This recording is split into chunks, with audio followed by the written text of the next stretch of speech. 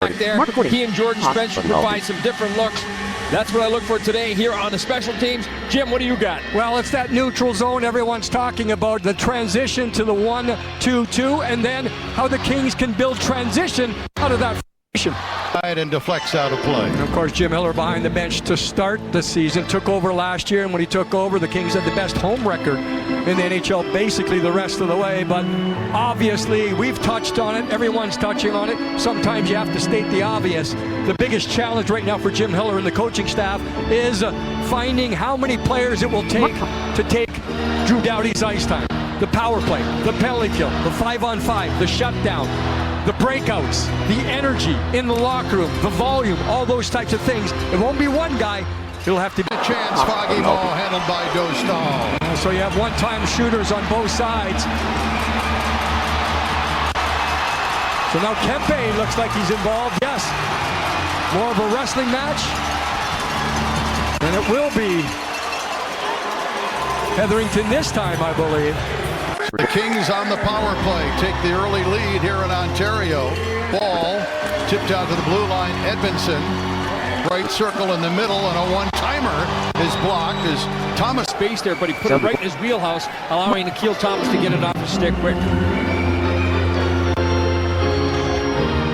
Akil Thomas with the Kings towards the end of last year, and Jim had 3 goals in 7 games, went back to Ontario, but aside from getting the 3 goals in the NHL, he showed a little grit and spunk out there. Yeah, and that's something that he did last year, Nick. What he did, he just was noticeable.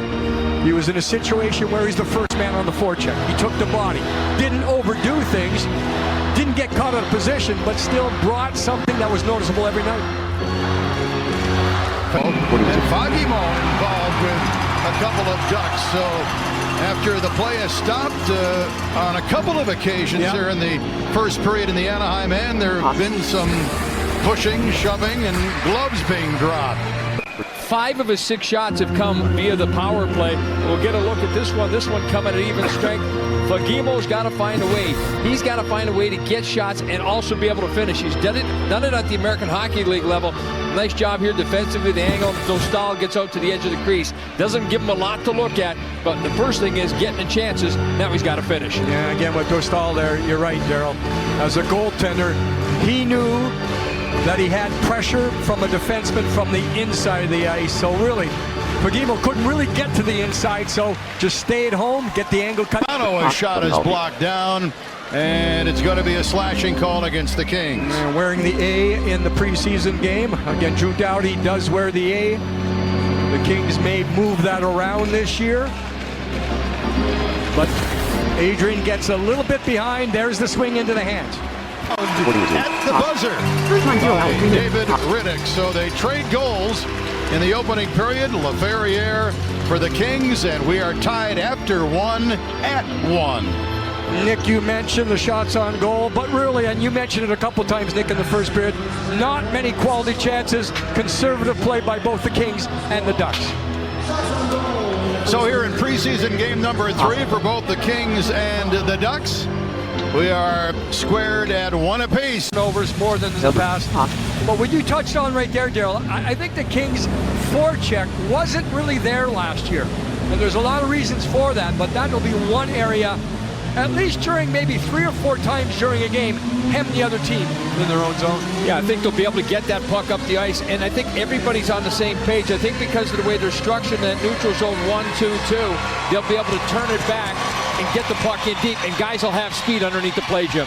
Yeah, you know, the neutral zone 1-2-2, it's a defensive system. And the puck came out and back in, and a whistle on an offside. Trevor Lewis, you mentioned it earlier, Nick, hopefully will play his 1,000th game. And certainly, the one thing with Trevor and what he's talked about over the years is that his role really hasn't changed that much. And of course, now he is the elder statesman. He is the mentor. But at the same time this afternoon. Ducks still with the power play. For Kings can't get a clear, and a shot might have grazed a shot attempt. He's got the Anaheim goal today, but it goes off a stick and out of play. Mentioned Studnicka. Again, he ended the season with San Jose last year. But one thing I would say is, Nick, you're calling his name a lot, right? So that's a good thing. Exactly. He's that borderline bubble player. NHL, is he going to be here? We don't really know, but he's involved. We give him that. Strome back out, gets tossed from the face-off, beginning his third year with Anaheim. They're trying to figure out who will take the draw. It will be Lundestrom, one of many high draft. Dostal and pushing and shoving. Johnston, big number 44 for Anaheim involved. Really didn't develop there. The 1-2-2 didn't develop, but that's an example there where the Kings created a turnover and quickly back the other way. Jones making sure the Ducks stay away from the Kings goaltender. Again with Edmondson, he fit the bill as far as style of player the Kings were looking for. But as he mentioned in that last little clip, he'd heard from players. I heard him talk earlier how, years back, he heard that the Kings were always interested in him. I remember the run that Montreal made to the Stanley Cup final, and he was huge back on the blue line. Again, follows it up with the Stanley Cup with St. Louis. I don't want to take the reins off him, but I think the point is well taken that you're looking for fits. And Edmondson fits a role. And like we talked about way back in our open, also just the experience he brings in playoff situations when it gets a little bit uncomfortable. He's been there before. Yeah, I know you've got to play the regular season before you get to the playoffs, but the Kings are pushing themselves because the last 51 left, second period. And the Kings leading 2-1 on goals by LaFerriere and Andrei Kopitar. We see number 19 shoot the puck when he gets the opportunity. And he went away from the net there to find the quiet spot.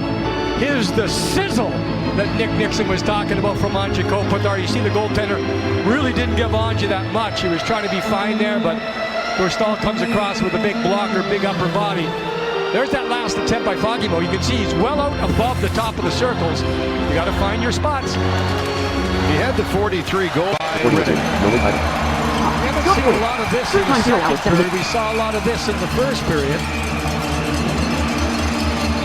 There's always that balance if you're a younger guy and maybe you have size and physicality. You want to get involved physically. You want to maybe drop the gloves, but at the same time, you want to be on the ice too and be noticed that way. So you're always gauging what's going to happen in a game. I've noticed here in the second period, Jim, that the Kings have done a really good job at hemming Anaheim in their own zone for an extended period of time, and then Anaheim just lofting the puck out into the neutral zone. Kings have been able to get to the bench, get some fresh legs out. It hasn't turned into a lot of grade A quality chances, but it's allowing them to spend more time on this side of the center ice red line. You know, I can't remember, and Nick, a quality chance by Anaheim, like something where you're going to go, okay. There's been a couple of shots that came in from the blue line that may have been dangerous because of screens. And that'll do it for the second period. One goal. It came shorthanded. Kings captain Andrei Kopitar from Adrian Kempe. And after 40 minutes here in Ontario, the Kings up 2-1. I'll speak mostly from the Kings standpoint. I think their younger players have fared well in this game. Don't remember a lot of mistakes. In just 50 games. Talk about his progression, what you've seen in his development. I think you can tell that's his home, right? He had a really good stretch here, especially at home on the power play on his one-timer. And you can see already today he had a few good shots, good opportunities. You know, he's an interesting kid. He came with the Kings. He was more at the grinder. And now he became a scorer. So, you know, we're really happy with him because he can do it all. And, you know, with his shot, he's a really threat for everyone. Marco, do you feel like kind of a grand pop-up here? Because you're going to have some trends in the NHL facility here, Marco, with this beautiful arena. I mean, it's... The people, the fans, the great fans also, you know, the locker room. Marco, Daryl Evans down here, ice side. But, you know, they definitely, they're going to step up and help us to grow as a D-core unit. Can I send you another compliment, Marco? I was talking with Jim Hiller the other day, and he said, Hellenius, he mentioned Akil Thomas. Guys, he said they're responsible players. You know, he said they're not the type of guys just going to go and fling it. They know what they're expected to do, and they execute. Yeah, and then, you know, that's what I'm trying to do. And, you know, the unique thing about me, and, you know, usually you start from the AHL to NHL the other way. So that really helped me because now His shot off a stick or a body part and out of play. Marco Sturm. Third period action here in Ontario. Preseason game number 3 for the Kings. The LaFerrier's second goal of the day has made it 3-1 as we continue with Marco Sturm. Yeah, Marco, and we just chatted about it. Within the same organization, but you were an assistant coach, now a head coach. What changes there? I mean, a lot. You kind of run your own show a little bit, and I think some guys try to follow with my team. And Marco, when you look at systems and style of play that you want to present to a team, do you look at what you have, the personnel on your team, before you put that game plan together, or is it something that you want to make the players make the big adjustment to? It's a little bit of combination, but I think every coach has a clear picture how he wants to play, and I think the next step will be, can I do that? But he did not get to the red line, and the Kings won't be able to complete the change. Yeah, there was a couple of plays there where the Ducks were looking to get the shot through, but the Kings defensemen were getting in the way and trying to block, getting a piece, making sure it doesn't get through. Having said that, David Riddick here in the third, probably twice, maybe 3 times, solid stops here to keep it, at least right now, a 2-goal lead. Yeah, it's a mental challenge for a goaltender when you don't see a lot of rubber, and he's done a really good job at keeping his eye on the puck and players away from the play just in case anything pops up on the back door. We get an icing call here and a face-off in the Kings and Riddick's end. Well, I guess the theme of the game so far has been defense by the Kings, and that last shift, the Ducks want to face off. They move the puck near the blue line to try to stretch out the Kings, and the Kings were very disciplined. One thing the Kings want to do generally more so this year is as much pressure on the puck right away as opposed to sitting back. That applies in all 3 zones.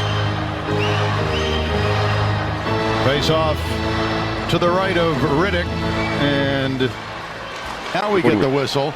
So Anaheim with 3:41 left, a chance to tie it up if they can convert on the power play. 3-2 LA back.